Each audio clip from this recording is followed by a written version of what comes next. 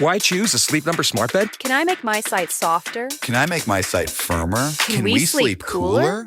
Sleep Number does that. Cools up to 8 times faster and lets you choose your ideal comfort on either side. Your Sleep Number setting. Enjoy personalized comfort for better sleep night after night. It's the final days of our Black Friday sale. Recharge this season with a bundle of cozy, soothing comfort. Now only $17.99 for our C2 mattress and base, plus free premium delivery. Prices higher in Alaska and Hawaii. Check it out at a Sleep Number store or sleepnumber.com today. We all know those GLP-1 injections work wonders, but that price tag almost gave me a heart attack when my insurance denied coverage. I was staring at a choice between paying my mortgage or paying for weight loss. Talk about a rock and a hard place. Then I found Elevate Health compounded semaglutide at just $58 with payment plans that don't require a second mortgage. Same medication, same results, but a price that real folks can actually afford. Visit joinelevate.com today. That's JOINELEVATE.com. Your wallet will be as happy as your waistline. This medication is not FDA approved.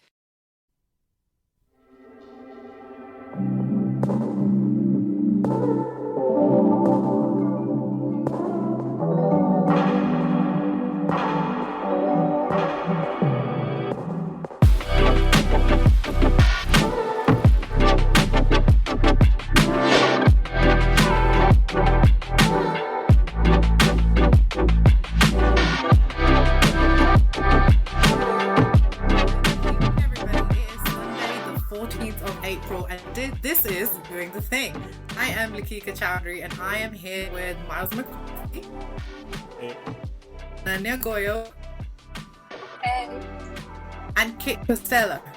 Self-interrupted podcast. Ooh, I interrupted you there. Okay. Apologies. Oh well, on theme. To talk about everything that's happening in our world this week. Guys, how are we doing today? And Ananya, Myles? Not too bad. As good as it gets. Brilliant. So if any of you guys are listening live on Wizard Radio Station, where we do the thing live every Sunday from 8 p.m. UK time, this is how you can get involved. You can tweet us or DM us on Instagram and Twitter at Wiz Radio. You can even drop us a text 078 071 83538. Email us, station@wizardradio.com, and all of our contact details, as always, are on our website, www.wizardradio.com. So everybody, guys, let's get into it. What does anyone want to talk about? Shall I start us off? Shall I get started? Go ahead. Yes, please. The first thing that I think we should discuss is everything that's been happening with Rapunzel. I talked about it on my show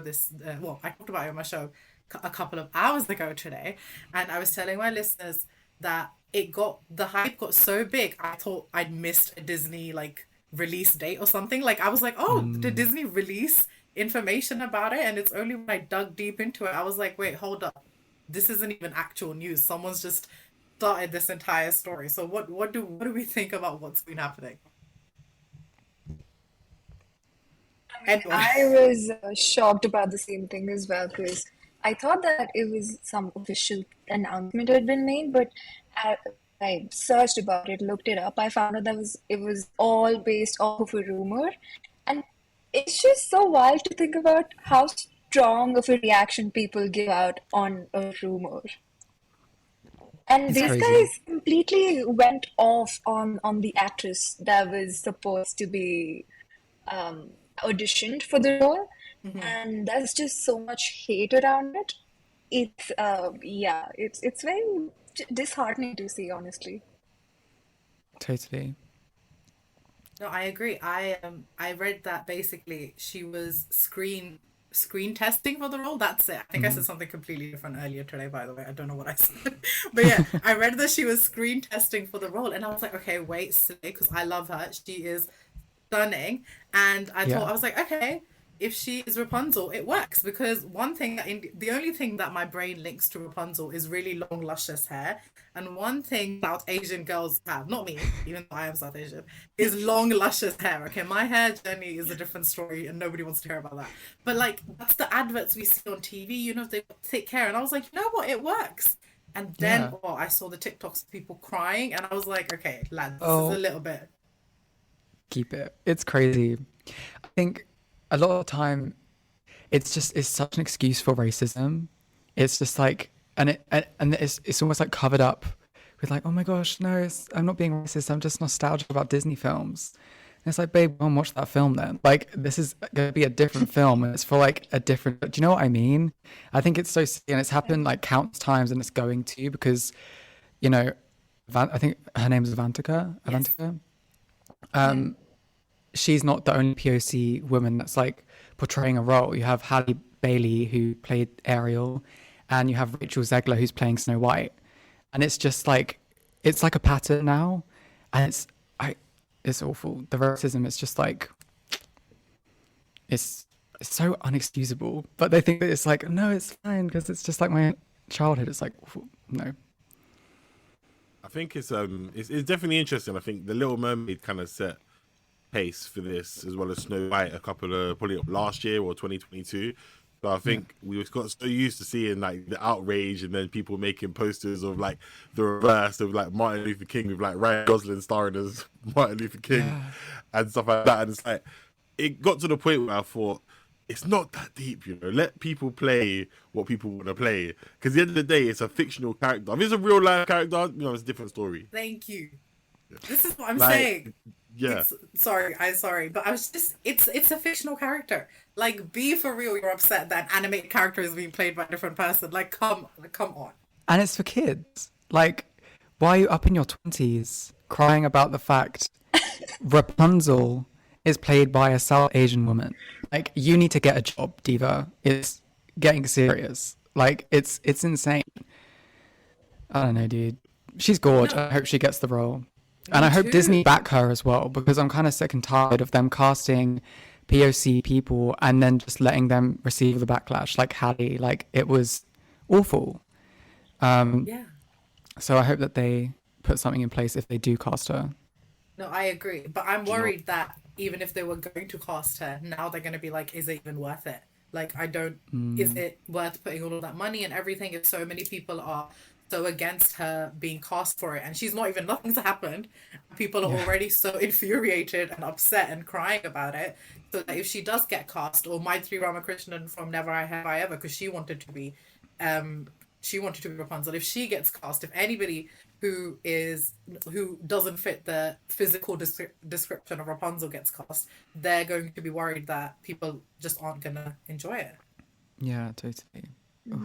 I think it's an interesting one, because even though we said, we all discussed it's not that deep in its fictional characters, I think a lot of people hold like these like Disney films like quite close to them, because everyone's grown up on like some sort of Disney film, and like everyone wants to feel represented. So, playing devil's advocate, would you rather have Avantika become Rapunzel, or would you rather them kind of find the story a bit like what Dev Patel's done with Monkey Man, and kind of use another story and then create a different Disney film, which would be more have better representation, really? Well, go on. I think the live action films they're cute, but they're kind of tired. Like, I think it gets boring. I think The Little Mermaid, this is the thing, The Little Mermaid was good because it had changed, because it added this like the Sisters of the Seven Seas, and it made sense as to why Ariel was POC. Like, it made sense in the lore of that new film. And I do think that if they change, you know, Tangled to live action, it'd be great to add that lore of like a South Asian woman, you know, But if they were just going to do it again, I don't know. I think it would be great to have another film with South Asian women represented by Avantika. I think that would be really cool as well. So I think, I don't know, it could be a win-win. I don't know. I talked about this earlier today, and the example I gave is, I don't know if you're Harry Potter fans or if you were Harry Potter fans, but I watched the play, The Cursed Child, and when I went to watch it, Hermione is played by a black woman. Now, if you read the books, there's no mention of anyone's race. So I was like, yeah, that's obviously, it's fine. Anybody could play Hermione. Like, it was amazing. The actress that played, I cannot for the life of me remember her name because it's been 7 years. It was phenomenal. And to me, nothing changed. I was like, yeah, that's like, it just fit, the storyline fit, everything was fine. And the amount of hate she got, and all of the subsequent people who played Hermione Granger got, and I just thought, you're never going to please everyone, right? Like, you're never going to please everyone.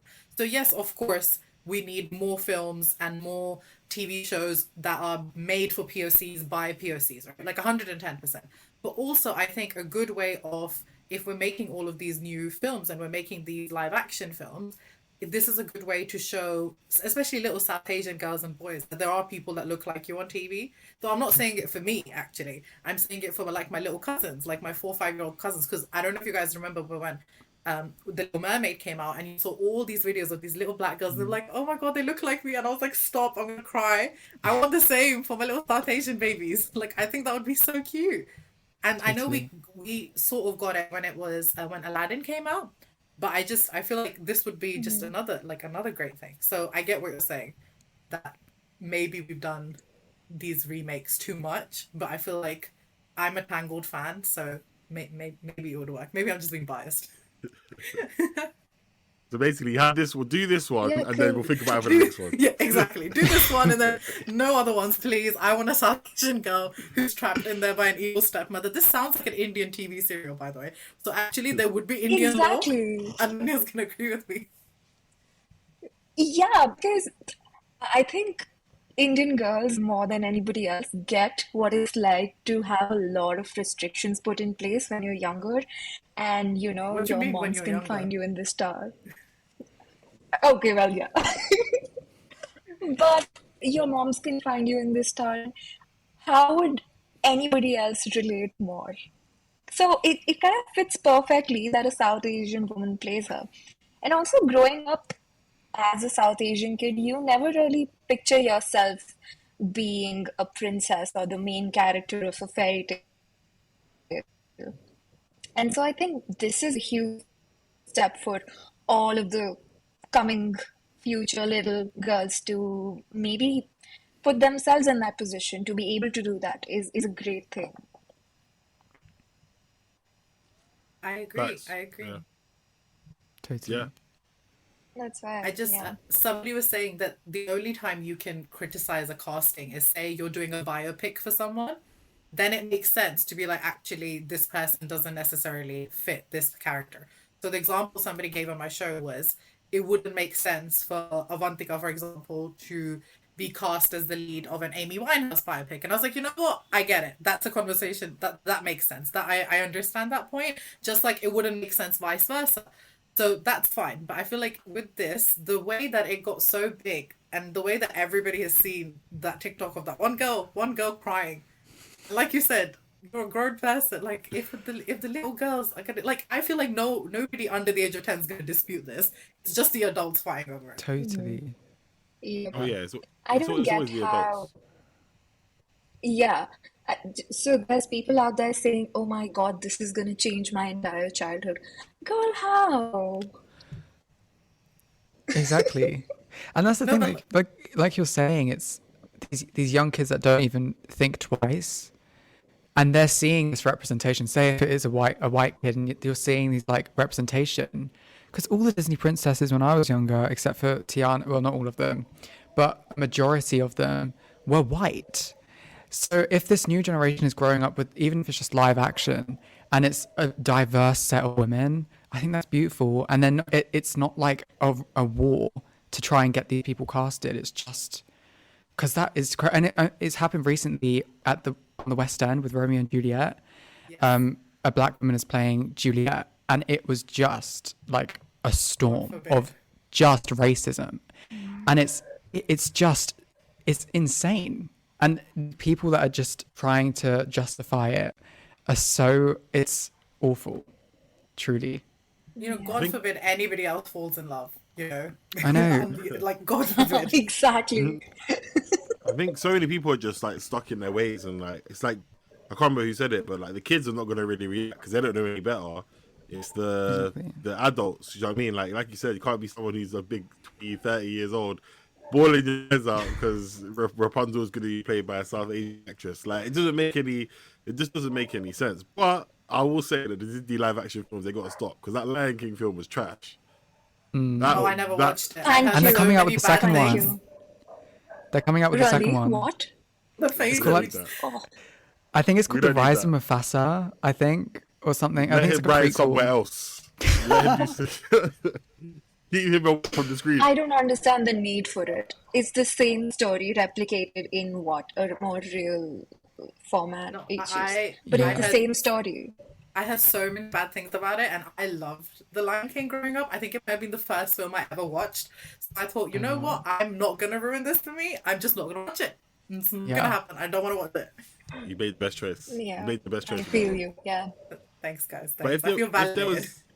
was if there was any other film though, like if we were to make another one, say we're the Disney committee right now, and we're looking through the archives of all the films that are out there, what film would you choose to make another live action remake for? No pressure. No pressure. Brave. Is there one? There isn't one. Oh, Is that's there? true. Yeah. Please, so, no, I that accent is so beautiful. I need someone to do that movie.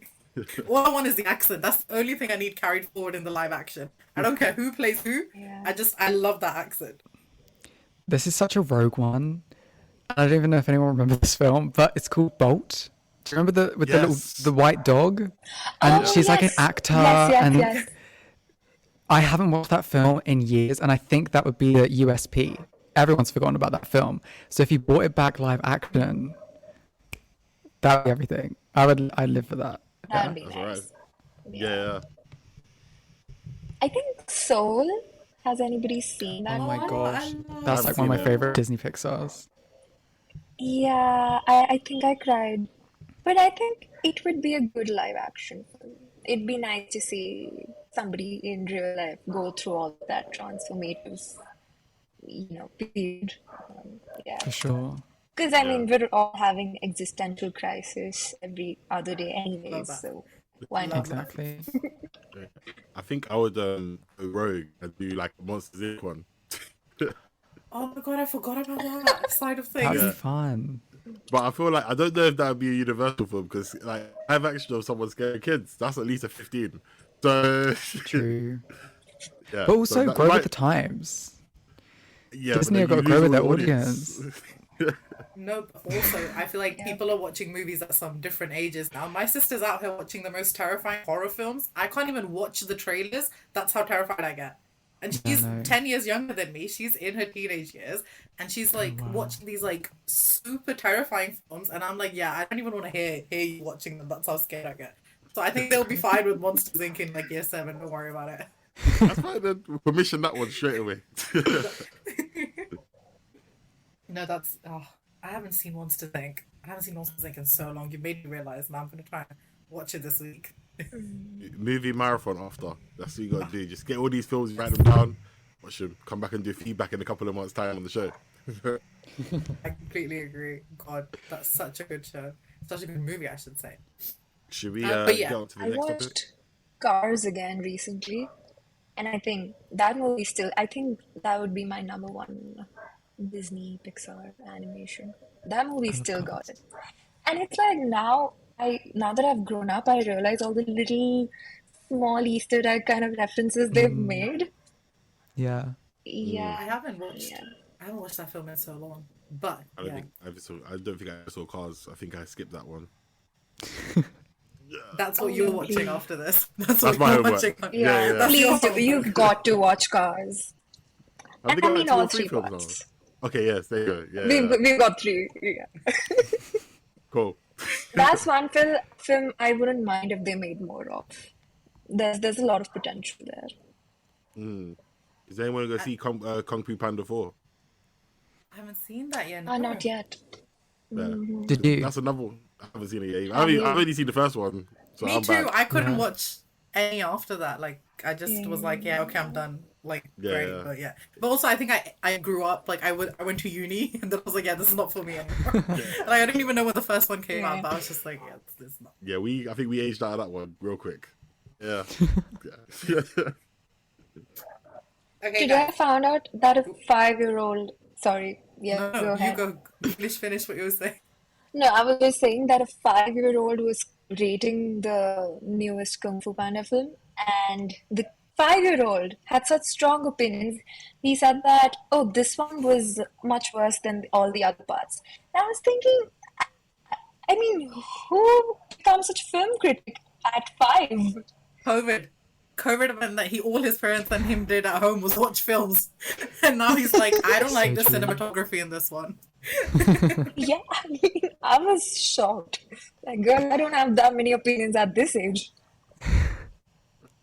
Okay, guys, second thing I wanted us to talk about is, I don't know if you guys saw okay, so basically a couple of days ago I saw this news story about, somebody sent it to me on, you know how you have Snapchat, I don't know, okay, it's embarrassing that I have it at this age, I know, but like, you know how on Snapchat there's news stories, so my cousin sent me this news story about someone who had a bruise shaped like Prince Harry, and I was like, what on earth have you just sent me? Like, this is the weirdest thing I've ever seen in my entire life. And the news story, to his credit, looked real. And then we did some research. It was fake news. It was fake news spread by Joe Lycett. We know who Joe Lycett is? Has anyone seen anything of his? Right? No? Yeah. I've seen him do he'll go and challenge landlords. He's a comedian basically, and like he'll go, the way I started watching him is like, I watched the segment of his where he went and challenged landlords about like not doing the works in someone's house or something, and he like gets someone their deposit back, and he does like these absolutely hilarious segments. But what he did basically was put a bunch of news stories out on the internet that were fake, and he was just like, I wanted to see who would pick up fake news. And I think, a brilliant social experiment. Because imagine just reading these news stories and you're like, okay, interesting. And then 2 weeks later, you find out Joe Lycett's planted them. That's so true.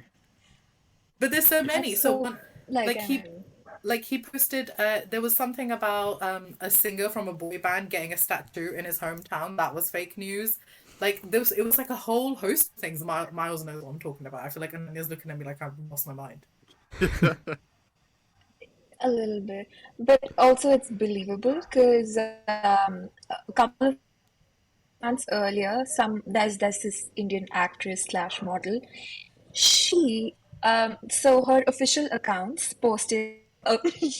Yeah, Lekhika knows what I'm talking about. So basically, her PR team sent out a message on all social media saying that this actress is dead.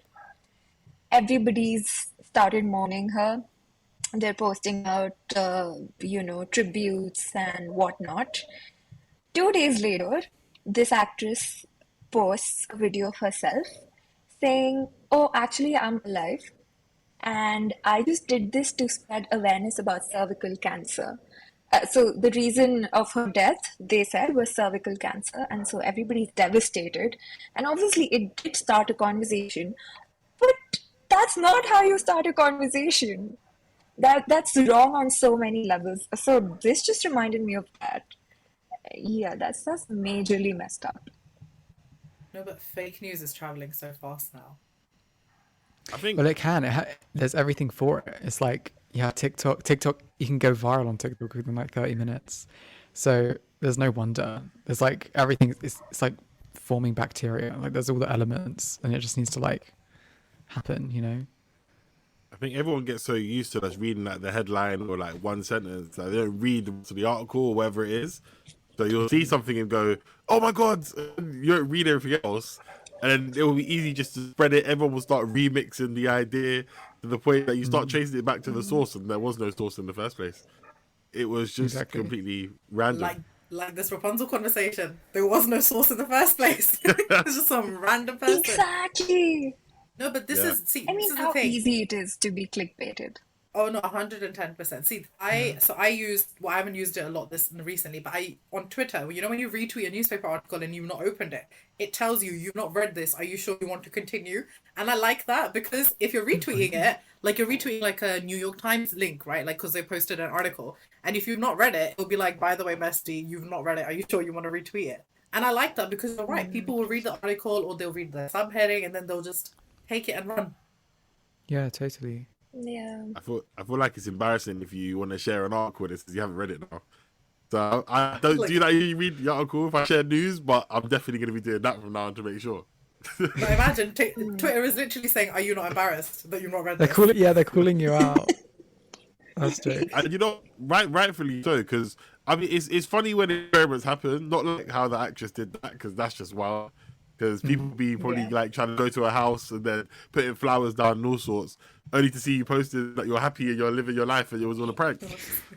We're not watching your next film, but it's just a situation where like you just have to make sure you read everything, because it's so easy these days to just get thrown information thrown at you. Like, you need to just just choose what you want to believe and stick with that and fact check it. Totally. Yeah.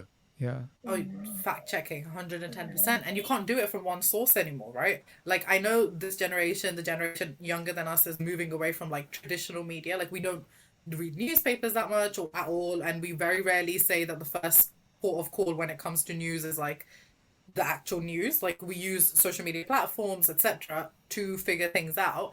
But fact checking is so important because it's so easy, and I feel like we're on top of things, but my parents tell me, why are they sending the most fakest on news? Mum, these Instagram reels are not real. Why are you doing this to me? Why are you doing this to me? Do not get me started on this either. The way it's not even about news. It's also about like I don't know. There's certain things like memes, for example. It's like dead serious to my parents. It's like, have you seen this? And it's something about like Kermit the Frog. Like it's not. I don't know. Like stuff that I say sometimes, and they're like, "Are you still? Oh my gosh!"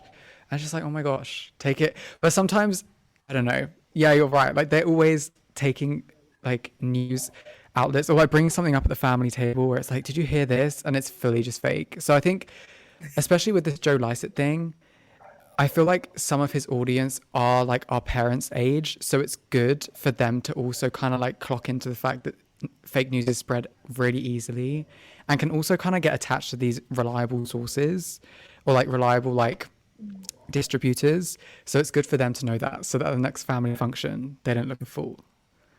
You know, honestly, because why am I out here telling mum, before you tweet something, as in post something or send something in your like group, cousins group chat or siblings group chat, send it to me so I can verify it. Like, why have I become my mom's fact checker? Like, this is literally another job that I have. PR agent. Literally. I'm like, Mum, no, this Instagram reel is not actually real. She's like, but they posted it. I was like, but anyone can post anything. That concept is like foreign to them. The fact that anyone can post anything anywhere. Yeah. No, for sure. Honestly. I thought that was such an Indian parent thing. I didn't know. Oh my god. Why do I do that every time? I'm so sorry. No, it's fine. But then it's in a different country, so she's like lagging, and so she's ahead of us actually. No, go on. What were you saying? But I was just saying how, our parents use WhatsApp, and there's just so much on WhatsApp that they just see and believe, and then they'll send it to 100 other people. And it's just, this did not happen ever. Can you stop believing everything you read? Especially on things like WhatsApp and Instagram. Yeah.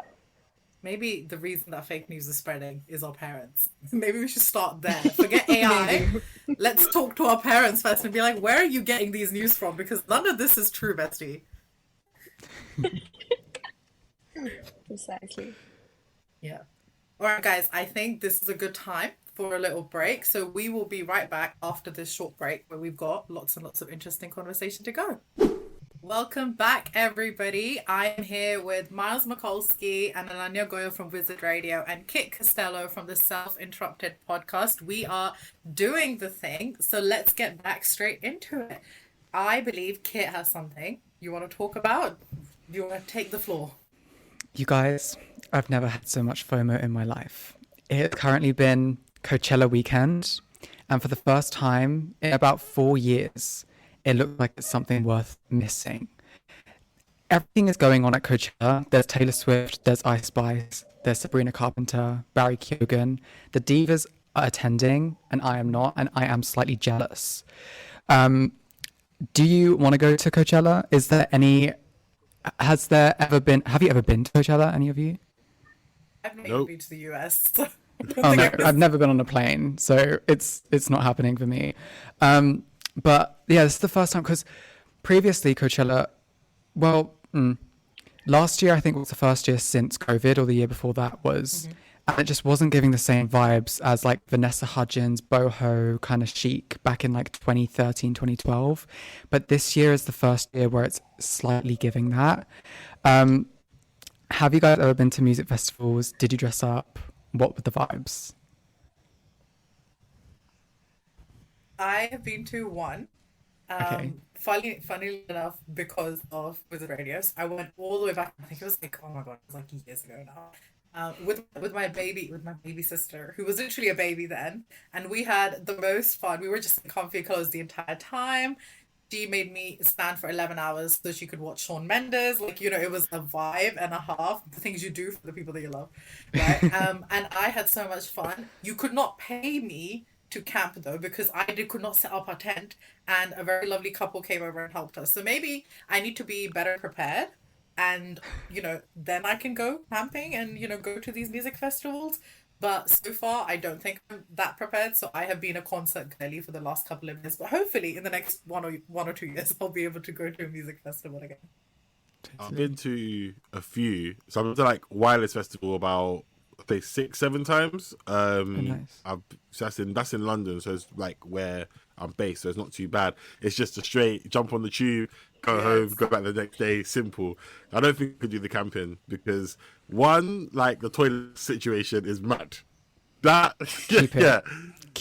That, it's mainly. I'm not even gonna lie. It's like 90% that, because like there's some people that are gonna be at a festival and just say it is what it is, and I'm gonna do what I'm gonna do. And I don't want to be around those people. I want the clean people. Yeah. So I would have to do something like glamping or something like fancy or something like that just to get away from that. And then after that, you've just, especially like a Glastonbury, which I haven't been to. I've always kind of wanted to go, but I've also, again, toilet situation and the mud. It always seems to rain with Glastonbury, and I don't want to buy Wellington boots to then trash Wellington boots and just for some music. I'll listen to the Spotify and whatever else at home. I'll listen to Wizard Radio. Do you know what I'm saying? It's easier that way.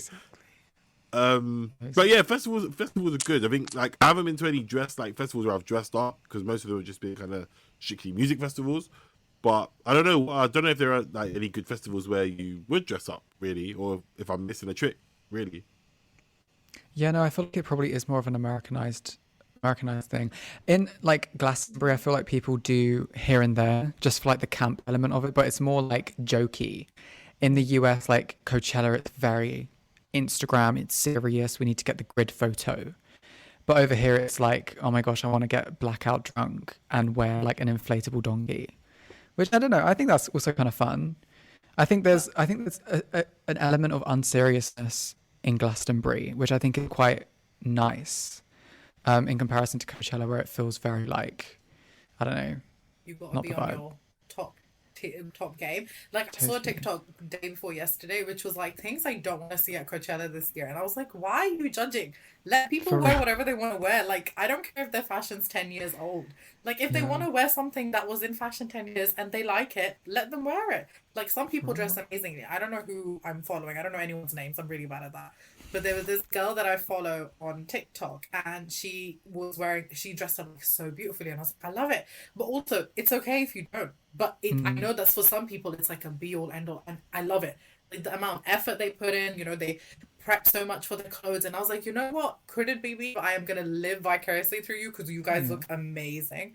And my first introduction to like Coachella was all the way back in like, I want to say like 2013, when the makeup side of YouTube was like so famous, and all of the makeup YouTubers went to Coachella.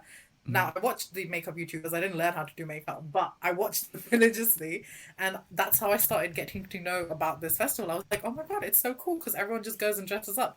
But the amount of TikToks I've seen of people be like, I don't like what this person's wearing. I'm like, just let people enjoy it, Yeah. I think it's really interesting because I did see a TikTok where it was like there's two different sides of Coachella that you don't see. That everyone sees like the influencer side where they rent out like a mansion to go back to. But the average use of Coachella is normal people, and they camp at Coachella, which I didn't know. I thought it was everyone just kind of like left, they had the little apartments, but it is in the middle of like Palm Springs, so I guess there's I don't know what the tea is over at Palm Springs, but yeah, I think it's really interesting that we have these two different perspectives of Coachella. I don't know, I wonder if like influencers were paid to go to Glastonbury, that everyone would have a different opinion on Glastonbury. Like, can you imagine if like everyone was like, like the Met Gala at Glastonbury and then they went to Mansions and that was the only thing that people saw on social media, I think it would be like such a different perspective. Everyone just sees like muddy wellies and like camping, which I think is nice. It's like traditional UK. Yes. But like, as a Londoner, I am not buying wellies. I'm sorry. I want to be dressed up in comfy clothes. Like, why? I want to wear trainers, but I can't wear trainers. So like, it's not. I don't know if it's gonna happen. Like, why is it always wellies? Why? And that's why I feel like people don't want to dress up that much because that's the sort of weather we get. It's always like someone said, one of you guys said earlier, always somehow raining. Like, is Glastonbury cursed because it's always raining? I feel like I've not seen a non-rainy Glastonbury since I moved to the UK. It does make me cackle though. Oh, sorry. No, go Kit. It does make me cackle though when you see like them performing and then it pans to the audience and they're literally fighting for their lives, trying to stand up in the rain. It's like a storm could be going on and they're like, but you know what? The UK has good audiences. Yes. In the US, it is the trenches over there. They're barely even muttering a word. Here, it's like, I don't know. It's crazy. Like, you know what? This primary school choirs have been ingrained in us. And we sing in unison I love it. You know, I was literally, where was I? Day before yesterday, I was walking past somewhere and there was just a group of people singing Sweet Caroline. And I was like, you know what? I love that we can just burst into song as a UK group, like a group of people in the UK. Like, that's one thing the UK crowds won't let you down on, is it could be pouring with rain and everybody could be completely and utterly, you know, all gone, but they will sing their hearts out. Exactly. Facts. I think it's just a situation where we're so used to the bad weather and stuff like that. It's just make the most of it because you never know. We'll see you again next year. And it's always. I think that's why I want to go to Glastonbury, but I'm definitely getting a hotel somewhere else. But yeah, with Coachella though, it's weird because Coachella seemed to be like a really big thing like 10 years ago, and then I felt like South by Southwest kind of took over and took a lot of that shine. So even with Coachella, until we started talking about it, I didn't even realize it was going on this weekend. So I was looking at the lineup as we were talking, and I'm seeing the people there. I'm like, okay, now I feel kind of bad for missing out on it. But at the same time, like, what is your festival? Who's on your lineup? Who's the top 3 people you want to see? And it's your festival. You can run it how you want. No pressure again. It's such a good question because I listen to music in like not every language, but in like 8 languages. So like, how do I choose, you guys? You got to choose. Well, you got maybe just choose 2 from each. I'll give you an extra person because you got 8. 4. Okay, I would say Kendrick, please, 110%. I would also like, why is my brain thinking of like 90s boy bands? That's such a weird thing. I don't even listen to 90s boy bands. Okay, so I'd say Kendrick. I would say Diljit Dosanjh. He's a Punjabi singer. He's an Indian Punjabi singer. I would say Taylor Swift, if that's possible, because you got adore TS. Exactly. I would say, oh my god, there's so many people. I'm gonna say somebody and then I'll stick with these 3 because 4 seems like too many options. Cool. Ananya? I think so. Growing up, I kind of developed this huge interest into indie folk and alternative-ish music. And I don't think I ever got over that phase. So all of my like dream concerts or artists to see have been from that genre. So I think I'd have Hosier, I'd have Van Joy, and the third person I would have. Well, I'm a little. So the thing is that I really want to experience the Taylor Swift concert experience because I've seen the videos and it's huge and it's amazing. And I have a similar feeling also about Coldplay. And I know that they're not from the genre I just said, but then you look at the videos and you look at all of these TikTok reels that come from their concerts, and it's amazing how it's such a collaborative effort. It's not just the band or the singer that's performing. It's everybody is kind of really into it. So I want to have them. I'm sorry if I'm taking foreignness, but I want to have them just for that experience. I would go I Love Ray Ray is one of my like all-time favorite icons. I'd go Ray, and then I'd go Miley Cyrus because I think that she has such like a versatile like discography, and also slash Hannah Montana. And then I love an artist called Conan Gray. So I have Conan in there. That's my bestie. Yeah, no, exactly. So that's who I would pick. I think everyone's got a really strong lineup. We're all Like, 3rd of December girls in here. I was born on the 4th, so I relate a lot to that Oh song. my It's just gosh. one day away from. Me, I'm March. I'm out of the equation. Too far away. I mean, but do you know what? To be fair, Diljit Dosanjh is a really, really good artist. He's actually one of my favorite Punjabi artists, and obviously he's got some new tracks that are out. So, and also talking about music and like crossover, obviously we see AP Dillon and Stormzy. Oh, I love that. Have you heard the song? Yes. Yeah. I love Stormzy. How do you like it? How did I forget Stormzy? Oh my god! See, this is the thing. You've given me 3 choices as a London girl. How did I forget Stormzy? I love Stormzy. And one thing I can rate for Diljit is I met him. He's equally as nice in person as he is on screen. Some of these singers and actors and actresses don't come off really good in real life. Yeah. Sweet person. But I love the collabs that we're having with like Indian singers and Western singers, and because this is media that Ananya and I have consumed all our entire life, and it's great because it's opening it up to an entire new audience. And I'm like, yes, listen to my music, please. Yeah. And do you think because of that, do you think the music is staying the same, or do you think they're watering it down a little bit for the Western audiences though? I think it is watered down a little bit, but I'm okay with that. It's like recipes, like food recipes are a bit watered down, but that's okay because I would rather it includes more people, and then they'll gravitate towards the original, more traditional music. So if someone's now become a fan of AP Dillon because of his song with Stormzy, they'll then go back and listen to his original songs, and then through that they'll find other artists. So I'm okay with it becoming a little bit, less spicy to bring more people in, because it's okay. Like, it's just a different version of his own music. It's still him. It's still his vibe. It's still his voice. It's still everything that he would do. He's just adapted it a little to suit another range of group of people. I'm happy with that. I hear it. It makes perfect sense. On that note, Ed Sheeran recently came to India, and he brought on Diljit for a song. And so Diljit was performing Lover, and that's in Punjabi, and Ed was singing in Punjabi with him, which I think was brilliant from like both artists' ends. Because first of all, Ed's pronunciation's amazing, Yes. and it's just Diljit has been doing this a lot, where he's collaborating with a lot of Western artists. So he did a song with Sia.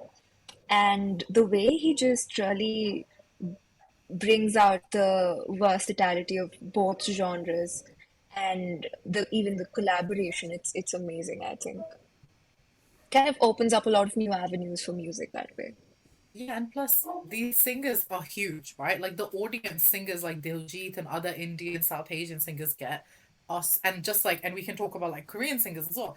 They're so huge, but a lot of Western countries aren't aware of it through no fault of anyone's. Like, I'm not saying it's your fault that someone living in Germany is not listening to Indian music. Like, that's fine. But the fact is, there's 1 billion plus Indians, right? And 1 billion plus Chinese people. Like, that is a huge audience.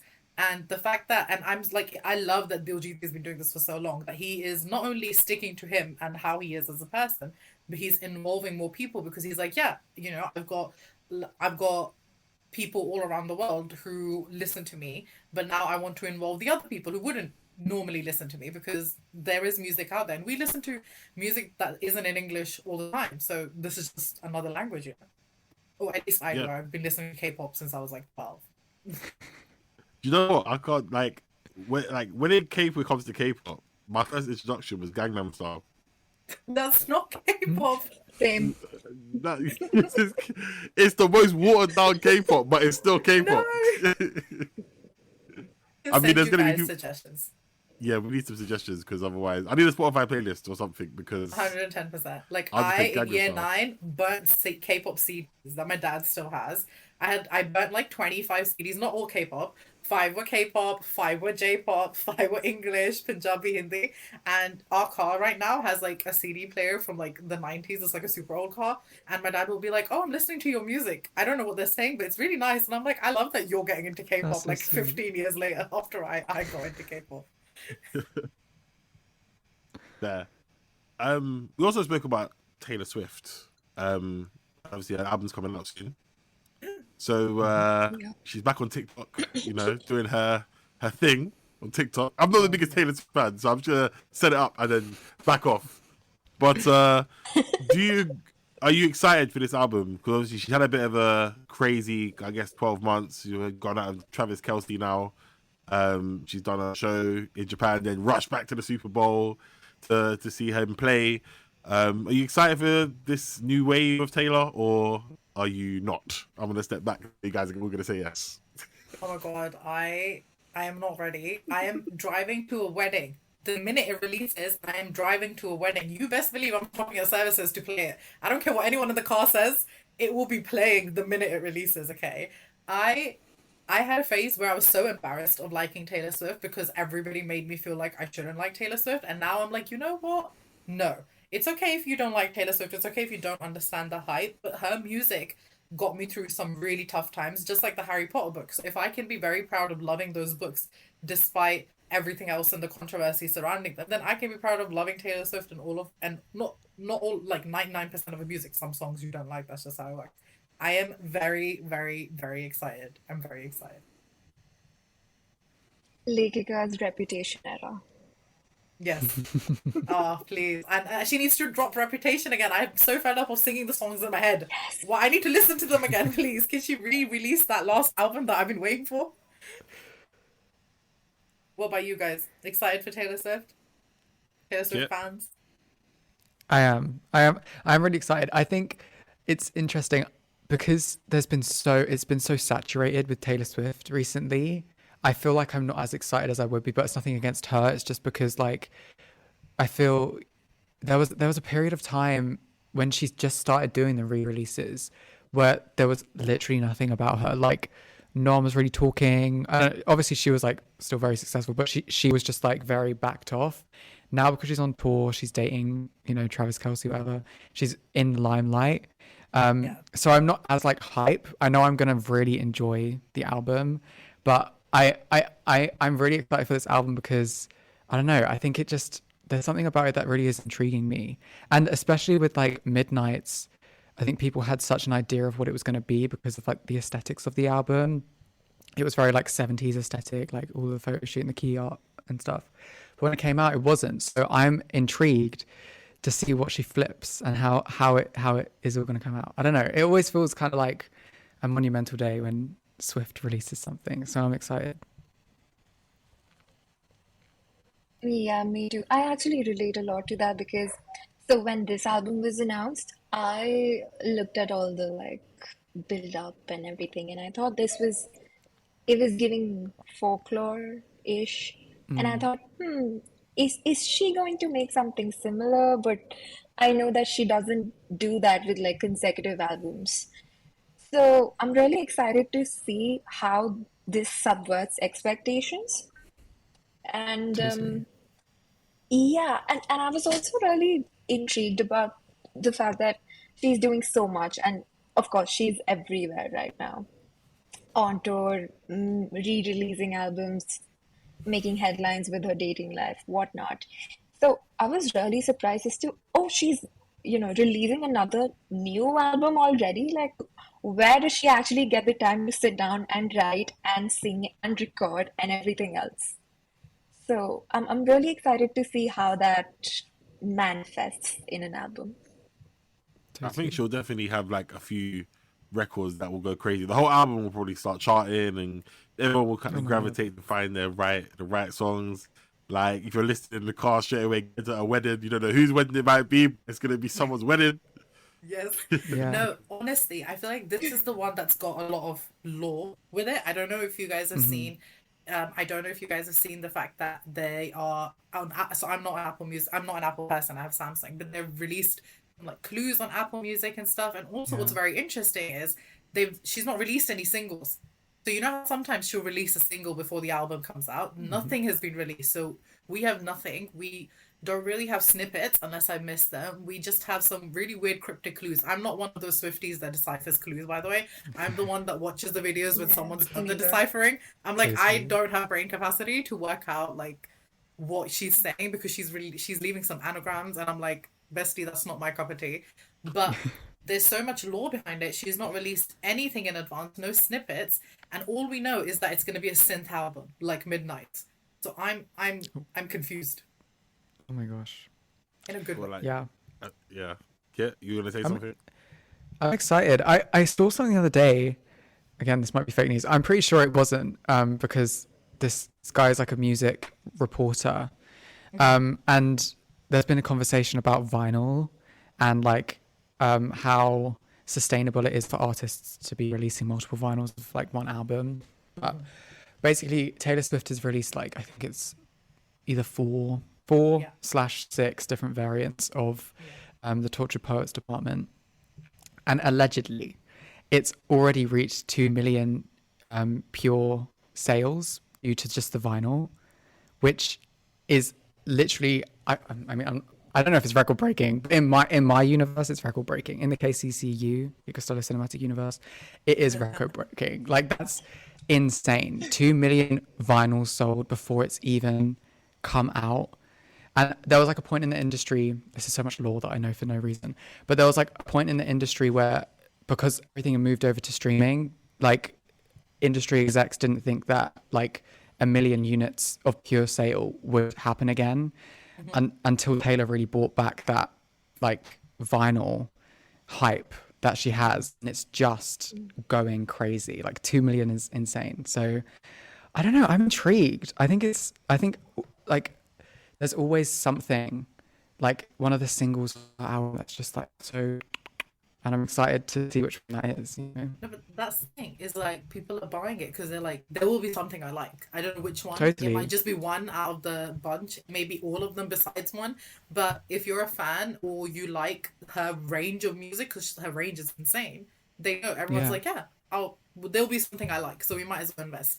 And I've never invested in vinyls, but her music is, and like, it's tempting me. I'm tempted because also there's different variations. She's got like different names of like these different personas, and I'm so tempted to get one. So if that 2 million adds another one, yes, me. After the show, I've just ordered a record player and a vinyl for the sake of having one of the vinyls. I think it will add up to the sales as well, though. So of course, yeah. So she'll probably definitely go like number one like across the world. Oh yeah. She'll do. Do you think now that her music's back on TikTok, it's gonna help her, or do you think it doesn't matter because it's Taylor Swift? I think TikTok is helping these guys, sure, but I feel like it helps indie artists a lot more. You know, people who were not famous, they like go like is it Mark Ambour's Belong Together? I don't know if you guys have heard that song, but he was like, I'm gonna release it, and then it just went through the roof, and now we play it. Like, I played it on my show today, so I feel like it helps these famous people for sure, but I feel like indie people have a little leg up on their music and TikTok. I think with Taylor Swift, it's obviously now her music's back on because UMG took all of their artists' music down. Now that her music's back on, I don't think it will necessarily change that much, because a lot of, I mean, I'm seeing it now with like Ariana's music, Conan's music, it's all up there, but it's sped up, which I think is interesting because it was already a thing before this happened. Like, everyone was listening to the sped up version of, you know, all their favorite songs, and I don't think it's changed drastically. It's just the artist can't put the original version up. So I think with Taylor Swift, I don't think much is going to change, because I think a lot of people are just going to speed it up anyway for their edits. So I don't know. It will be interesting, but I think it would be fair for other artists to have their music up, and because I think it is kind of ruining a lot of indie artists' careers in a way. I agree. And that, you guys, is all we have time for today on Doing the Thing. So thank you, Myles, Kit, and Ananya. Guys, where can our listeners find you? Kit, where can our listeners find you? You can find me on Instagram and TikTok at Kit Costello, and you can find my podcast, @selfinterrupted on Spotify, on all streaming platforms, and you can follow it on Instagram and TikTok @selfinterruptedpod. Perfect. Myles?